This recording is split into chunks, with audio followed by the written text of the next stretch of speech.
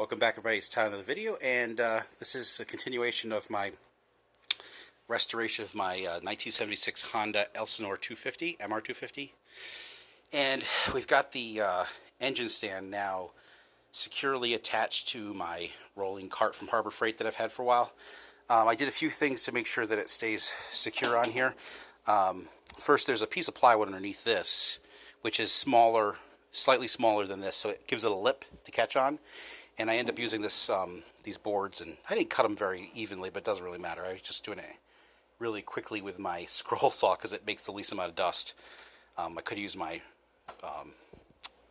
other saw, but I just wanted to just cut it and not make a huge mess in the process. So scroll saws are better at that. I mean, I could have cut it with a handsaw, but didn't feel like doing that either. So anyway, so I cut that. That keeps it firm on here to some extent. But then I took these angle brackets and screwed them into the top of the cart here. And I just put some spacer in here so it's not lifting this up off the top. Same thing over here. I got some spacers here. Just some other brackets that I did to keep this from moving around and keeping it secure. One side's fine. I could have done both, but I think we're good with just this. And the stand here, I didn't really want to drill through this. One, because it's going to damage the paint job on it. And, I just don't want, it's just easier to just use these brackets I got here. So these are just corner brackets that have a, let me see if I lift it up hard enough. It's on there pretty good now. Let's just say it's there. Now I can't slide this tray out without lifting it up, so I can get the tray out. I might cut this so just that this part catches, but I think I'm going to leave it like this because if I need to get the oil, need to take this oil tray out, I can just slip something underneath here to kind of lift it evenly and then slide the tray out. Of course, with the engine on it, it might be a whole nother story. Anyway, so this is not going anywhere. I mean, the whole cart will tip over first, which, that's not like super duper great. Maybe I should get some, I think I'll put some 4x4s underneath it to keep it from tipping when I actually put the motor on it. I can always slide those in and out. So, yeah. So we've got some of the parts in the bin here.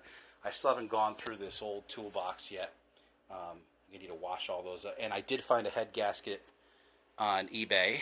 So I'm going to be, I ordered that, and that's coming at some point. So, boy, I am having such deja vu here. So weird when you have deja vu. Oh, and then this part here, I just drilled a partial hole here so that it's there available, because this is not going to stay. This is not going to stay sitting in here. So we need a little place to put that. So I think that's it for now. Just a super quick. We're at 3 minutes right now, and that's where we're at. So I think we've got a nice little platform, and it's not down in the hole. It's so funny because I didn't do it down the hole so I could get the tray out, and what I've done now is made it so I can't get the tray out. I can get the tray out. All right, I'll probably cut it. So there's just enough clearance for the tray. Yeah, I'll cut this. You see here, I can cut it right here on both sides, and there'll be enough for the tray, but it'll still hold the stand in place. All right, thanks for watching. There's 4 minutes, and we're going to keep these nice and short. Here we go. So I'll have another video.